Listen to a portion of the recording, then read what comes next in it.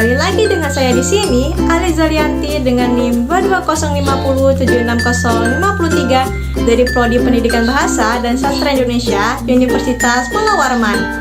Di video kali ini, saya akan membahas materi kearifan lokal. Sebelum itu, jangan lupa kasih like-nya ya teman-teman. Kalau sudah, langsung aja yuk kita mulai pembahasannya.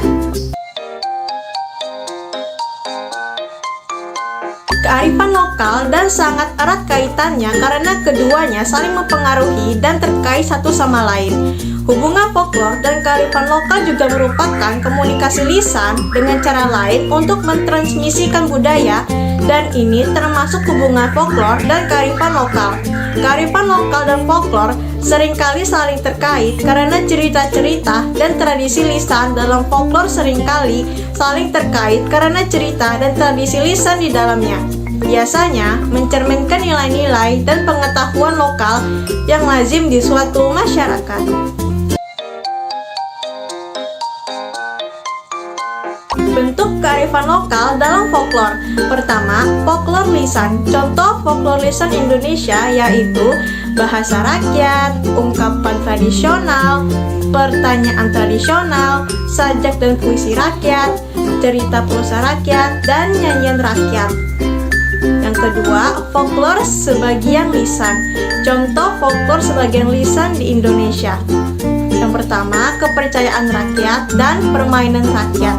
Dan yang ketiga, folklor bukan lisan. Contoh folklor bukan lisan yaitu seperti makanan rakyat.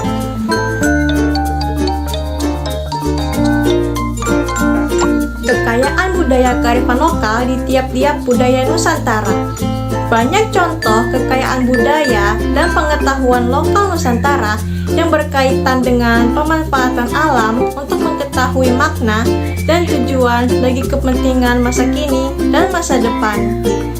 Beberapa daerah memiliki kearifan lokal yang meliputi: yang pertama, Te Aro Newea Lako, alam adalah saya, adalah kepercayaan yang dipegang oleh masyarakat Papua. Tanah dianggap sebagai komponen kehidupan manusia dengan gendung iceberg dan gasbreng sebagai kepala mama. Oleh karena itu, penggunaan sumber daya alam harus dilakukan secara bijaksana. Yang kedua, masyarakat Serawai Bengkulu percaya pada Celakoh Kumali. Kuatnya kepercayaan ini, khususnya sistem nilai tabu dalam bertani dan kebiasaan menanam tanjak, mewujudkan kelestarian lingkungan. Ketiga, Tanah Ulen merupakan bagian dari tradisi masyarakat Dayak, Kenyah, Kalimantan Timur. Masyarakat adat memiliki dan menguasai kawasan hutan. Hukum dan adat menjaga dan mengontrol pengelolaan lahan. Keempat, komunitas Undau Mau di Kalimantan Barat. Melalui klasifikasi dan pemanfaatan hutan, masyarakat ini menumbuhkan pemahaman lingkungan dalam pengaturan tata ruang kota. Mereka menggunakan teknik pertanian yang sederhana dan ramah lingkungan. Mereka mengakui pantangan dan mereka bercocok tanam sebagai bergiliran dengan masa bera. Kelima, pemukiman Kesetupan Pancer Pangawinan, Jawa Barat, Kampung Dukuh. Mereka sadar akan adat istiadat, kepercayaan, dan pantangan. Oleh karena itu, mereka menggunakan hutan dengan hati-hati. Eksploitasi dilarang kecuali diizinkan oleh ketua adat. Keenam, masyarakat Bali dan Lombok mempunyai kearifan lingkungan awik-awik.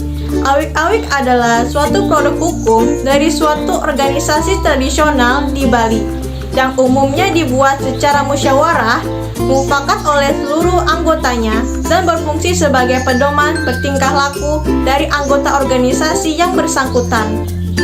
Ketujuh, masyarakat Baduy mempunyai kearifan lingkungan yang mendasari mitigasi bencana di dalam bentuk pikukuh dan tentuan adat pokok yang mengajarkan antara lain Gunung Tumeng dilebur, Lebak Tumeng dirusak, gunung tidak boleh dirusak, sumber air tidak boleh dirusak.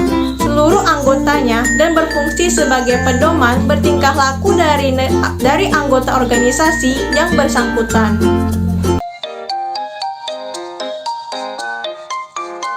Kesimpulan di video ini, folklore merupakan salah satu tradisi yang hidup dalam keseharian masyarakat Indonesia.